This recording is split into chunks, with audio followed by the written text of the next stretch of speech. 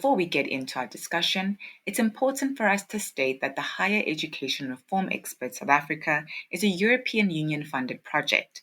The views and opinions expressed in this podcast are those of our guests and our guests alone. They do not represent or reflect the official policy or position of HERESA or the member institutions and organizations by whom our guests are employed. Unless otherwise stated, HERESA does not endorse, approve, recommend, or certify any information, view, product, process, service, or organization presented or mentioned in the HERESA podcast. This edition of the HERESA podcast is part of a new series we're running titled Young Academics in the Age of COVID-19. This project seeks to trigger conversation amongst young academics from HERESA's member institutions around the challenges they faced during the pandemic. Through the use of dialogue-inspired learning, the Young Academics podcast endeavours to discover how each of our guests have dealt with the various restrictions put in place by their governments, what they have learned from the transition to online and remote teaching and learning, and what higher education institutions can do to prepare themselves for future pandemics and disasters. We hope that this medium can provide a platform for the experiences and voices of early to mid-career academics. Today, I have the pleasure of introducing the three academics who will be joining us for the inaugural episode of the Young Academics podcast. First up, we have Ms. Nicole Morrison, who is a lecturer in business management at the Central University of Technology in the Free State. We have Ms. Sharon Mukhola, who is an NGAP lecturer in hospitality from the Tshwane University of Technology. And rounding up our panel is Mr. Steyn de Wet, an industrial and systems engineering lecturer from the Peninsula University of Technology. Young academics, thank you so much for joining me today. Thank you. Thank you for the invitation. Of course. So throughout the COVID-19 pandemic, there were several news stories devoted to unpacking how essential workers, employees, parents, and even children had coped amidst these drastic changes to their personal and in some cases professional lives. And as we move into this strange post but not quite post-pandemic era, I think it's important for our listeners to get a sense of how things were for lecturers at higher education institutions when COVID first hit. So I guess the first question I'd like to pose to you all is, what were your immediate responses when your institutions announced that you would be transitioning from in-person teaching to online and remote teaching modalities? I think we can start with you, Nicole. Thank you, Tanya. My first response was that I was fine with the fact that our contact classes moved over to online classes because we all understand what the pandemic was about, and to ensure the safety of us as well as our students, that it was a necessity to transition to online classes. And even though the classes were moved to online, our learning continued. So yes, I think that I was fine with it as long as everyone was safe at the end of the day. Sharon, do you want to have any input? For me, it was actually quite it was an exciting change because I'm very new to this space. I've just come from working in the private sector in the hospitality industry, and I'm just, learning, getting my feet wet in the academic space. And for me, the use of technology has always been a big thing. In industry, we are always telling people that it's important that our learners are prepared to work with technology, and how the hospitality industry in particular is very technologically advanced. So it was an exciting opportunity because it allowed us to actually start exposing our students to different mediums, to the fourth industrial revolution.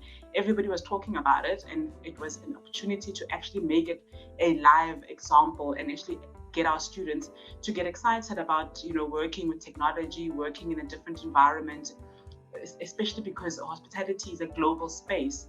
And also being an asthmatic person, I think it took a load off because I was stressed about how do I then go around the issue that I'm asthmatic and I have to teach a full class of students, and how do I limit the contact and also still keep myself safe, but also become accessible to my students. So the movement to online learning was really, I think it was a good move, and it assisted me a lot. And I think it also gave my students a different perspective of learning. Steyn, do you have anything to contribute? Yes, thank you, colleagues. Thank you for the introduction too. I was actually on both sides of that coin in a sense, because I was also on CPUT's COVID-19 response project. That was actually my introduction to CPUT, was being part of the project team that managed CPUT's whole COVID-19 response. So on the one hand, I was responsible for implementing quite a few of the changes that we made. And then also on the other side of the coin, I was a lecturer who tried to make sense of the challenges and try to still do good lecturing given the circumstances. So first of all, as a lecturer, there are certain types of topics and certain types of content that is conducive to online training and to distance learning, if I could say so. But specifically when you get to the more technical stuff, like mathematical stuff, statistical techniques and the like, then that's really something that you do want to do in person. So as a lecturer, the question to me was, well, how do I make it as naturally personable as possible? And the whole thing that you try to do is to get away from giving content to read and creating PowerPoint presentations, because it's terrible to put a calculation or a formula in a PowerPoint presentation. What you must absolutely do, same goes for drawing, obviously, we also do a lot of technical drawing, is that you must find a way to create in real time and recreate a drawing or a formula or a calculation. It must grow in front of a person's eye. So that was basically the challenge, and how to use the different platforms to recreate things like that in real time in classes, and at least that the recreation is happening on a video type recording. Then if I can just quickly add to that now, from a COVID-19 response project point of view, we put in an immense amount of effort. Obviously, we had to manage for the whole university to go from a normal campus-driven university to going to online and to distance learning. And part of my project was printing a couple of million rands worth of study materials and sending that into all of South Africa, Southern Africa, and we have students obviously from all over Africa. So, not only for me as the lecturer, but also on the project that we had, we went to immense measures to make sure that every student had access to material. We distributed a couple thousand machines, laptops to students, and we made sure that everyone had data so that they could at least connect. Now that's the second best scenario. The best scenario is to have people in class, but we certainly tried everything that we could to make the multimodal experience at least workable. And just generally, did any of you engage in discussions at your institutions or amongst colleagues about your preparedness for this transition? Steyn, you mentioned being part of the COVID-19 response at your institution, but I'm wondering, were there any informal discussion amongst your colleagues about whether you were prepared for this transition? Thank you, Chair. I'll move in and answer that. I take it the question was directed my way. So yes, informally, I think WhatsApp was probably the most important tool that we had for informal discussion, because we had fairly strict COVID-19 rules, so we couldn't meet in person. But the one place where we very frequently did have discussions, and long discussions, was on our WhatsApp groups that we had for our department and just for the lecturers of certain programs and stuff.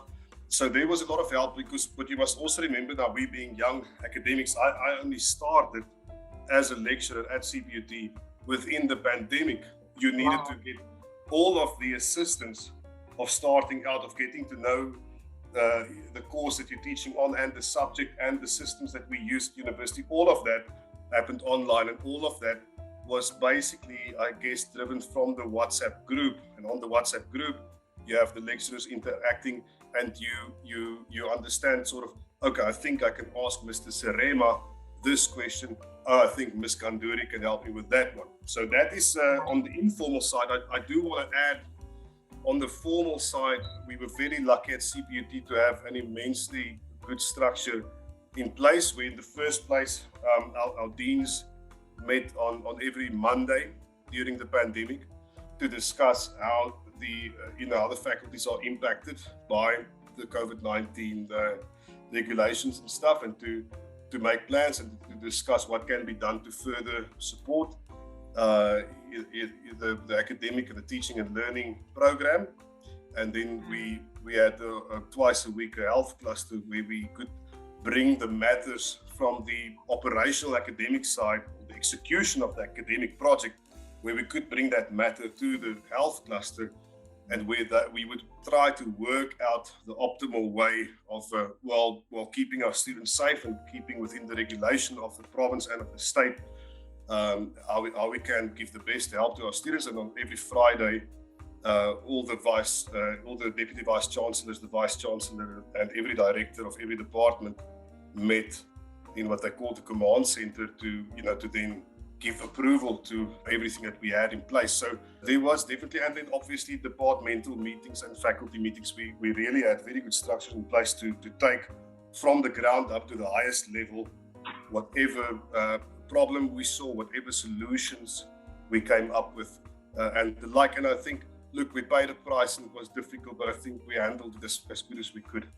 Sharon, would you like to? Definitely, Kanya. I think from my side, I shared sentiment. I was also quite new in this space. Actually, when I started as a part-time lecturer during the pandemic, and I only moved to my NGAP position a year later. So it was quite, walking into a completely different environment. And I think I was lucky in the sense that a lot of my colleagues in the department, specifically of hospitality management, are people that I had grown up literally in front of. I mean, they taught me for my undergrad, and I could always rely on them to help me and assist me. So that nurturing and that developmental relationship carried on. WhatsApp became, I think, probably like a huge medium of communication. Everybody, I think I probably drove a lot of them insane every 2 minutes. Can I ask this question? How do I handle this? How do I do that? And also, Microsoft Teams meetings. So I was, from a departmental point of view, I can speak to say that I had a lot of support, and there was a lot of conversation around the pandemic. How are you coping, Sharon? Are you, is it overwhelming? Are you able to, get what you need to get done? Your students, how do you connect with your students? So there was a lot of conversation around that, and there was a lot of support from a departmental perspective on my side. So there, I was very, very happy. And obviously, similar to Steyn's situation, there was obviously a bigger faculty plan in terms of management sciences at TUT, which takes up hospitality, tourism, sports, marketing. So there's quite a lot of different service subjects. So there was a lot of engagement with colleagues as well to say, how do we navigate this new normal for all of us? Because I think all of us were kind of thrown, and obviously the university had its own structures in place with COVID response task teams and constant communication. At some point I was saying, I'm like, there's information overload. You're constantly getting emails, and you have to keep up with that, keep up with responding to your students' emails, keep up with the general information coming in from a broader university perspective. And the EMC would have their own task team as well to try and ensure that we all navigated this new space. And I think all of us came out relatively unscathed on the other end, but it was definitely there was a lot of conversation going on during that period, and I think we were all just learning from each other. Yeah. Nicole, do you have any input? Yes, thank you for the opportunity. The same as Steyn and Sharon, I joined CUT in January in 2021. So we were already in the midst of a pandemic. For me, because we have accreditation for contact learning, it was quite difficult to start at the new institution, and all of a sudden we're doing online teaching. So I also share the same sentiments as Sharon, where you needed to find out, how does CUT work? How does our business system work? But I must say that we had a lot of formal and informal discussions at our institution as to developing plans. How are we going to cope with the pandemic, even though the pandemic is still here, but to continue with teaching.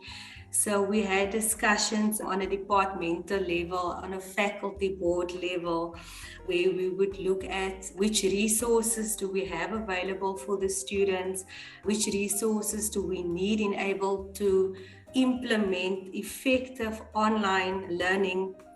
And we also needed to consider the challenges that comes with online learning. Many of our students, they don't have access to data, they don't have access to a laptop. So we needed to manage those challenges so that we can ensure that none of our students are left behind. So yes, I must say from CUT's point of view, when our deans have meetings and our vice chancellors have meetings, they always included us as employees where you can also give recommendations, you can also comment on suggestions that they have. So that made us as lecturers also feel a part of the entire process and what we could have done in order to keep our students enticed, even though we moved to the online learning space through the pandemic. I think we have a very unique situation here where all of you, it appears, started teaching at your respective institutions around the time the pandemic hit. And I think this is going to make my next question quite an interesting one. What were some of the most challenging parts of this transition? I know Sharon hinted at the fact that it was overwhelming to kind of manage all the emails coming in, but what were some of the really, taxing aspects of this transition? Can I take this, Kanya? I think for me, I sort of had an expectation of I would walk into a classroom, I would teach, and then I would have time apart where students would come in and consult with me, and then I would switch my laptop off at 4 o'clock and go home and forget about it. And that's basically the idea that I got, because I had done my PGCHE prior to that, and I had done tutoring at TUT, and that was my experience. And it definitely wasn't that experience. It was something else, and I had to adapt very, very quickly. And I had to, kind of also ensure that my students, as overwhelmed as I think I was always mindful of the fact that this is not just new to me, it's new to the students as well. So if they see that I'm kind of not keeping it together, it's not going to have a very positive effect. So I had to make a concentrated effort to ensure that, I manage the increased workload, because now everything is done online. You have to upload videos. You have to ensure the content is on your different learning management systems. You have to ensure, you have to keep constant communication with your students, ensure that, they're not being left behind. So you find yourself doing a lot more out in the classroom and outside the classroom. In a traditional classroom, you hand out the notes, you facilitate your lecture, and if there's anybody who doesn't understand, and you're able to kind of just pick up in that classroom setting if there's any students that kind of look lost or anything. But in an online setting, it becomes that much more difficult. You have to find new ways to keep the students engaged and find different ways to help them access information, and you also ensure that that you accelerate the learning, that they're actually participating. So those were some of the things that I found. It definitely was a lot more work than I think a traditional classroom would have been. And my experience when I did my PGCHE and I taught part-time at TUT. So it was two very different scenarios. It was a nice learning curve, but it was definitely a lot more work than I had anticipated. Does someone else have anything to contribute? If I can just add on to what Sharon said, for me, what was challenging was exactly what Sharon mentioned. Was I didn't know when my students are struggling online. In class, you can see the body language of a student. You have an opportunity to get to know your students better, to build rapport with your students, because you see them on campus. And all of a sudden, we have the online classes in real time, but there's no interaction from the students. It's a one-way communication, whereby in a class setting you can have group discussions, you can facilitate discussions, you can have orals, role plays, all of these different forms of teaching that you can bring into a class setting to engage with your students. And all of a sudden we're online and you don't know if your students actually understand the curriculum or not. And then after a test or after an examination, then you see, oh no, but they didn't actually understand the work. And then it becomes too late to help them, whereby we could have picked this up in a class setting already. Sorry, Nicole, did you also struggle the same way I did? I know, like for me, trying to create an engaged environment where the students actually participate, I actually found a situation where I was constantly engaging with the same student over and over again, and some of them just kind of just faded into the background. And, you know, where you're constantly trying to find ways to reach, you see the names are there, they're logged on, but you feel like you're talking to yourself. Did you also find that a bit challenging as well, where you feel like you're kind of just standing there going on and you don't know if the people are actually listening to what you're saying? Yes, Sharon, definitely. I experienced the same. And it brought so much limitations to us as lecturers to actually help the students. So yes, definitely. Sometimes it really felt that you're talking to yourself, eh? No, it did. I think it was but it wasn't all doom and gloom. I think for me, the exciting part was that they always teach you that you must incorporate different learning styles. So at least online learning gives you that opportunity where you can actually, use videos and accommodate flexible learning styles, etc. So at least that was the exciting part for me. So it wasn't, yeah. The other thing that I wanted to add, like I mentioned previously, some of the students never had data, or the data that they received from the university they used on, or the data didn't keep them, whatever the reason was. But that also became a challenge because now those students could not be part of the class, or they don't have laptops. When we came to online assessments, with the increased load shedding that we had, that also impacted students to submit on time. So yes, there was a lot of challenges transitioning to online learning. Steyn, I thought I heard you piping up. Do you want to Thank you, Chair. But I must say I feel so much the same as the ladies. I was praying to God when the first tests and exams came around. I realized I don't know if the poor students followed anything because it's such one-way traffic, and I was so thankful. It's the most thankful I've been in my entire life when the first results from assessments and stuff came back, and I was like, oh, thank God they are passing and they've understood the work. And and I guess there's a place, and that's what I told my students very early on, is to say, listen, you guys are adults. You're studying engineering at university level, so you're also smart. So you're young, gifted people, but you are adults. So I am going to trust you, to make sense of stuff and to work and stuff. Now, I just want to say, what the biggest thing for me that I miss is I'm a team guy. I used to play any sport that there was to play because I love being in a team. Now, the toughest thing for me was that it took me a year before I actually met all my colleagues in the department. And you have this thing, you want to meet the people and you want to have the team feeling. I mean, that's why I think we work in organizations. And that was quite tough for me to try to build those relationships from the start, and only now feeling that I'm getting to meet the people and I really like them and are starting to feel part of the team. Then I just also wanted to add, because this really happened, was one of my external moderators on one of my subjects died in June, July of last year. And now add to that you are new, you don't know how systems and things work. You don't know where to find all the answers. In my case, you even have an ego problem, so you try to struggle through things before just sticking your ego in your pocket and just asking people things. But I mean, that's the type of thing that happened in COVID-19. An external moderator dies, and now suddenly you have to find a new external moderator and go through the whole system. And yeah, that was the type of thing that we struggled with. Chair.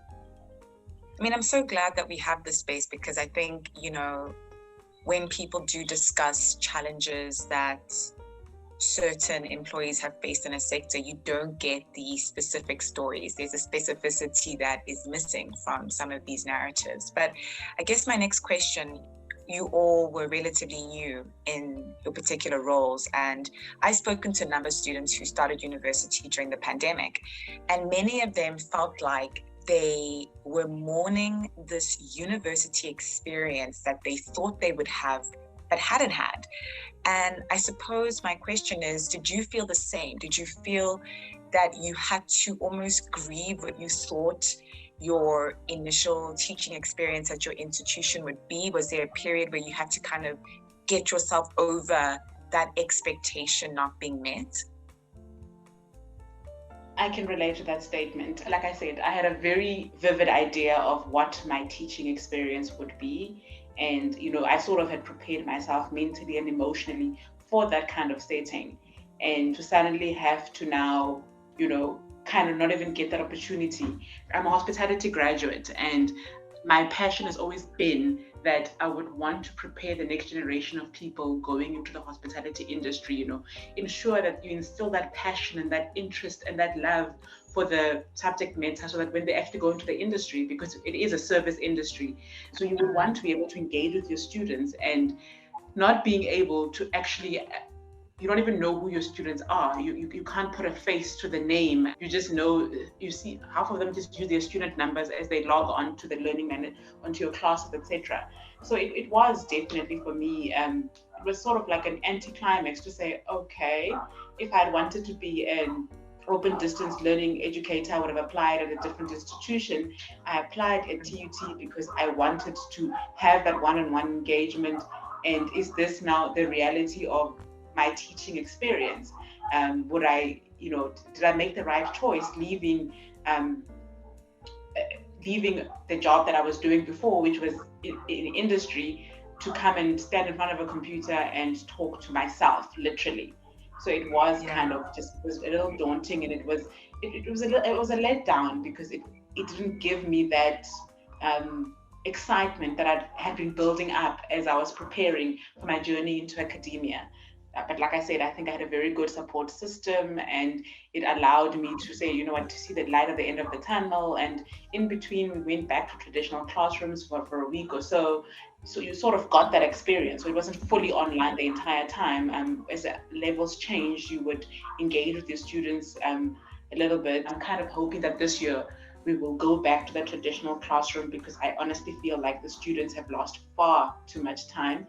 And I think you kind of just, there are those privileged few students that are independent and they can do their own thing online, but there are those that need to, I hate to use this term, be spoon-fed, and you kind of need to monitor them and micromanage them. And I think traditional classrooms offer that kind of setting. Yeah, Jay, just from my side, that's again a specific story to me, but I think there are probably many people who have gone through the same thing. So I've always been teaching or training people in some capacity, but also consulting businesses, and also I also have a music career on the side. Now, for me, the last 2.5 years was terrible. It was incredibly tough, because with COVID, obviously the consulting business nosedived and the music business nosedived. And I was working on my doctorate, completing my doctorate. And my wife and I have just kind of gone through a divorce, which has obviously also been brewing for the last 2 years. So in that sense, the pandemic time was just terrible. It was so terrible that I couldn't actually, mourn an experience that I didn't have, because there wasn't time to actually just process that in between business difficulties and the relationship difficulties and financial difficulties and all that. But I am sure that maybe 6 months from now, a year from now, when everything is stabilized, I will probably look back and say, man, this is not at all, what I envisioned, and as the colleague also said, I feel more for the students in a sense, because we have one shot at being a student. And just in the class that I gave before this session now, I really begged with my students, listen, don't only think about studies and marks, think about you have one opportunity to have a student life, so make the most of it this year. By all means, do well in your studies, but enjoy your student life and be, participate in everything that there is. So that's kind of the story. I'm by no means the only person who went through a very difficult time the last 2.5 years on all fronts. I'm pretty sure that's been the story for many people. Yeah. I hope you don't mind, but I would like to kind of move on to the next question, just for the sake of time. Last year, in a study conducted by the Council on Education, University South Africa, and the University of the Free State amongst 1,851 academic staff at 24 public universities, it was found that 75 respondents stated that their workloads had increased during this transition to online and remote teaching. Again, this has been hinted at during this conversation, but how, if at all, did your workloads increase? I'll start with you, Nicole, since you didn't have an opportunity to respond to the previous question. Thank you. Our workload has increased tremendously. Firstly, you need to be available 24 hours, 7 days a week to your students, or at least that is how they perceive online to be. They will email you in the evening, over weekend, they will WhatsApp you. It's non-stop. Also, with regards to the online assessments, because these assessments are conducted at home, we need to go further steps and we need to ensure the integrity of our assessments. So we use plagiarism software, and students with high similarity scores gets flagged. So then you now need to go and investigate each script. You need to report these students where disciplinary hearings are being held. The students that require extra time, you have late submissions from students because they will have reasons such as load shedding, or they didn't have data, or they didn't have network in the area because our students are dispersed.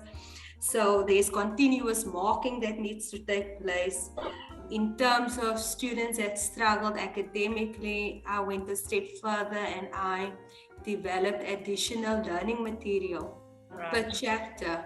And then I would also upload the memos and discuss that with them. So that was additional work that needed, or that I thought that could assist the struggling students.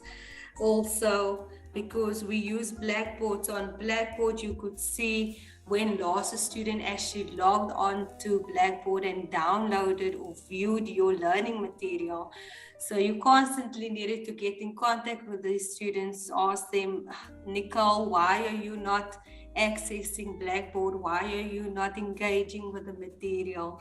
So yes, the workload really increased a lot in comparison to when we had contact classes. Can I step in? Of course. I think I echo Nicole's sentiments that it becomes a lot more work in terms of ensuring that you constantly have content on your learner management system. TUT uses a system called Brightspace, and you can't now just have slides with random words on them. So your slides have to be a bit more engaged. You have to have additional reading material for the students. You have to have videos, and you also have to constantly monitor, are they engaging with the content that you've put on? Because you can put on content, but if the students are not engaging with it, it kind of just doesn't serve the purpose. So the workload comes in there with having to constantly upload material, put up announcements, ensure that you're constantly accessible. The boundaries were blurred there. Like, students on a Sunday afternoon would send you an email on a Sunday morning, and 1 o'clock on a Sunday afternoon you get, ma'am, you haven't responded to my email. That you're thinking, it's Sunday. But I think the online learning creates that environment that classes everywhere, anywhere, at any time. And it's just, the constant meetings also with all the colleagues as well in between to discuss what is happening. We had to, I don't know if colleagues also had the same experience, where you constantly had to be submitting reports on the quality of your assessments, your learning experiences, etc., because everybody's just trying to be on the same page. So there was, over and above your classroom load, you had additional admin in terms of what are you doing differently in terms of your assessments. You would have to do, how are you complying to your different Bloom's taxonomies, etc., and you do reports and those kind of things. That's where I think a lot of the extra work came in, and also just that additional emotional strain of ensuring that you keep it together, and also you keep your students together as well, and encourage them to be part of the classroom. And that you would hear all sorts of excuses as to why they are not submitting something. The students, I think, sometimes think that they're smarter than their lecturers. And they'll come up with the most ridiculous excuses, and you're like, no, man, but this doesn't make any sense.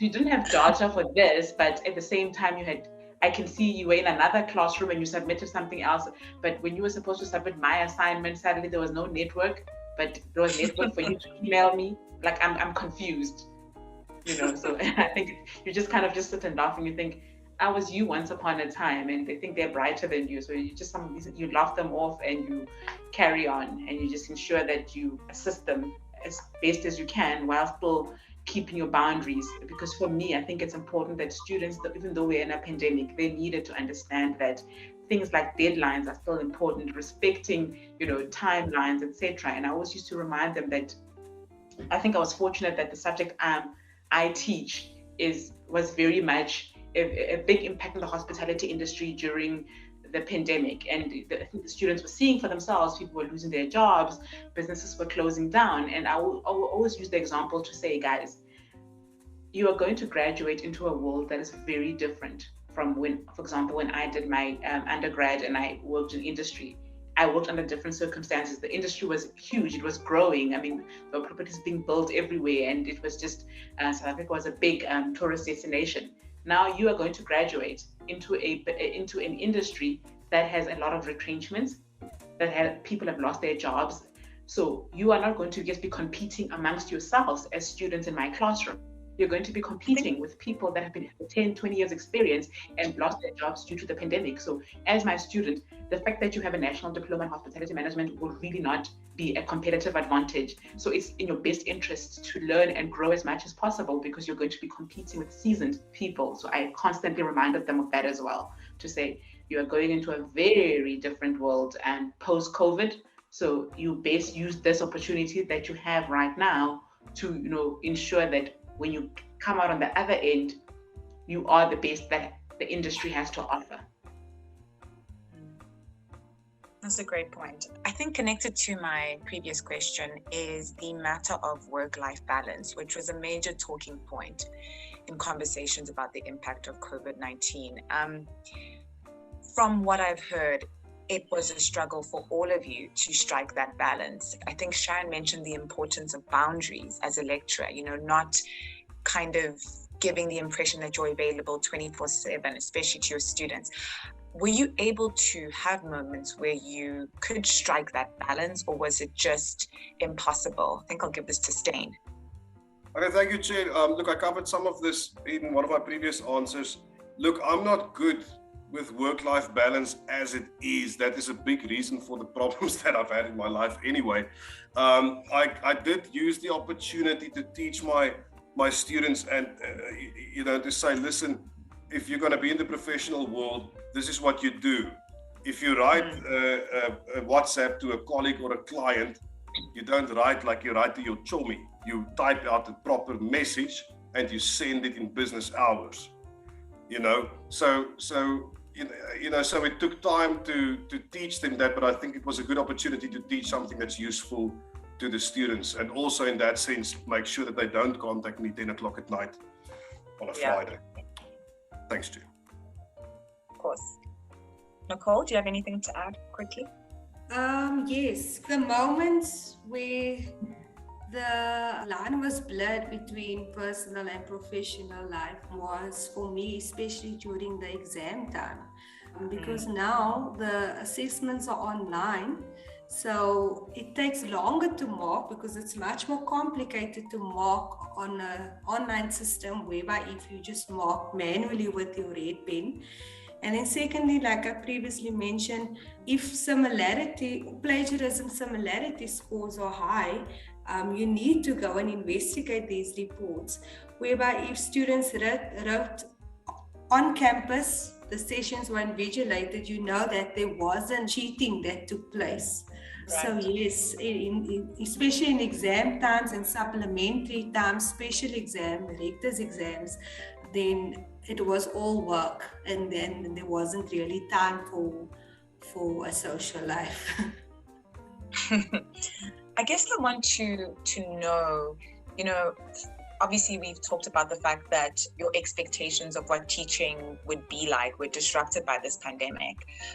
But I'm interested in the different kinds of pedagogical approaches you adopted in the face of all this change and all this disruption. Did you try methods of teaching that you never imagined that you would try? Anyone feel free to jump in and take this? I think for me, as part of my PGCHE, in my education technology class, they always spoke about the flipped classroom and they always spoke about using technology. So for me, it was the exciting part that instead of in the traditional classroom where you stand as a lecturer, you have slides. Steyn spoke earlier about how he had to print lots and lots of learning material to send to students. In a traditional classroom, you print your slides, you give them to the students, you walk into the classroom, you teach, they listen, they take your slides, they go. In a flipped classroom, I was able to, for example, pre-record videos and encourage my students to actually do some work beforehand. And I would introduce concepts, etc. And I would put them in breakaway rooms and I would encourage them, okay, group A, you prepare the following for class, and group B, you prepare the following. And they would use all opportunities to have debates in the classroom to say, group A, you had to discuss this, and the other group had to discuss that. And then you would encourage engagement and, get the students to actually engage with each other. And we did a lot of problem solving in a lot of my classrooms because I wanted the students to have the practical experience of actually, like you are in a hotel and this happens, you're in reception, that happens, it's that type of thing. We had a lot of group discussions and we did a lot of quizzes. So I think that's something that I might not necessarily have used in a traditional classroom. I would have probably gone the traditional route, but because I was in a new environment, I kind of had to find different ways to ensure, because I learned very quickly, I think with my first 2 lessons, that when I have a presentation that I put up, I'm talking to myself. But when you use the flipped classroom concept, you are forcing them to engage and you are forcing them to do the work beforehand. And you can sort of see if the students are sort of grasping the concepts, because unlike when you are just there talking, you don't know whether anything is going in. Nicole spoke earlier about how in a classroom, you can read body language, you can read sort of are the students interested, but in an online setting, you don't have that luxury, so that you now have to find ways to actually get the students to engage and be part of your classrooms. I use a lot of the online whiteboard and I did a lot of pre-recorded videos, etc. And what I did as well is that the classes that I taught, I also then ensured that I record in Teams and I made the videos available to the students as well afterwards, so they could go back. And then in new classes, I would go back to old concepts as well. So I was constantly trying to find ways to bring in real life examples, etc. And I think that's how I did things a little differently than I would have in a, for example, traditional classroom. Right. I'm afraid we have to move on to the next question, but I hope that each of you get a chance to chip in. How do you think institutions can prepare themselves for future pandemics and disasters which call for emergency online and remote teaching? Do you think there needs to be a reskilling or upskilling of digital or pedagogical approaches at institutions? Anyone who feels very passionately about this question can take this. Jane, if you don't mind that I jump in. The biggest thing that I found, and again, both working from the institutional side on a COVID-19 response project and also as a lecturer in a department, there are many things in life that you cannot prepare for and cannot plan for. But what you can do is you can improve your adaptability.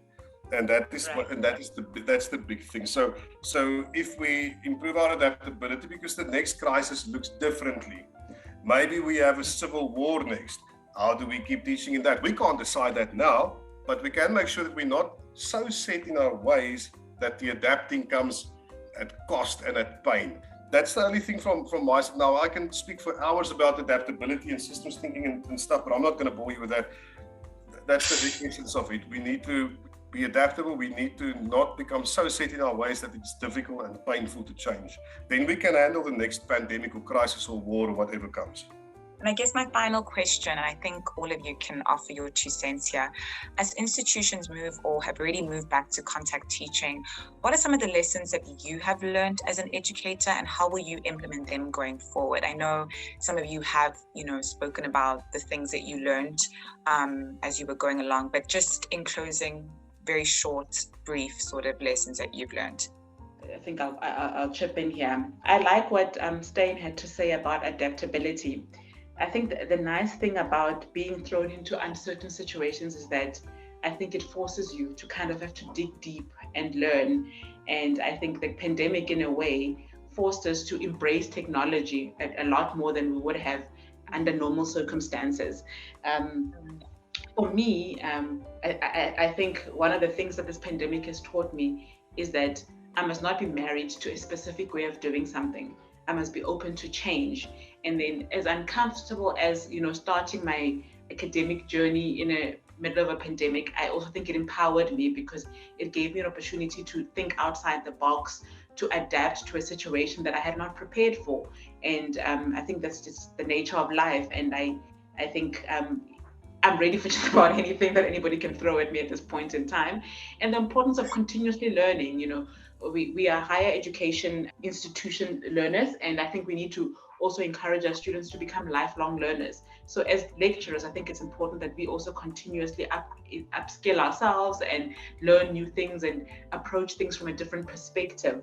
And sometimes you just roll with the punches, and I think the important part is I always just reminded myself that I'm not alone in this. As much as it feels overwhelming, everybody around me is new to this. And the nice part for me as a new academic is that I don't have habits that have set in. I still have an opportunity to kind of just, figure out my own way. Whereas imagine you've been doing this for 20 years and now all of a sudden you're expected to, everything you've been taught is thrown out the window. So I had the hindsight of saying, okay, how do you make this work for you, Sharon? Nicole, do you want to take this? Adaptability, like Steyn said, yeah. Yes, if I can just add on to what Sharon mentioned, what I've learned is to involve students in the learning, to have class discussions, to facilitate these class discussions, debates that students have, to keep them engaged, and also open up a platform so that students can also contribute to the learning. They can also provide opinions, experiences that they have encountered, especially if they are doing part-time work as well, and to groom our students so that they not only equip with the theory, but that they are ready for industry when they go into the workplace. Great. Steyn, do you want to take us out? Yeah, so for me, thank you, Chen. Thank you, everyone. It was lekker to speak to you, so thanks for that. For me, I guess the biggest thing was that, even though you sometimes have quite big classes in certain subjects, you still have to treat the individual student as an individual. You can't tell from the first name and last name what their background in this situation is. Some people are from very comfortable backgrounds and they don't really have an excuse for not having connected or not having delivered something on time. And other people, you need to have grace for the situation. And I think that the pandemic forced us to a greater extent to realize that certain people have certain issues and challenges that they're working with, and that we kind of accept that and work with people in their context. And that's definitely something that I will want to take forward, to say, like, every person is an individual, and and I'm going to try to be with you on this journey to becoming an engineer, in my case, and what I teach, but also for all of the other things, just to to respect and treat people as individuals, given their circumstances, background, all of that. Right. I think that's an excellent place to end. Young academics, thank you so much for your time. Thank you so much for your openness.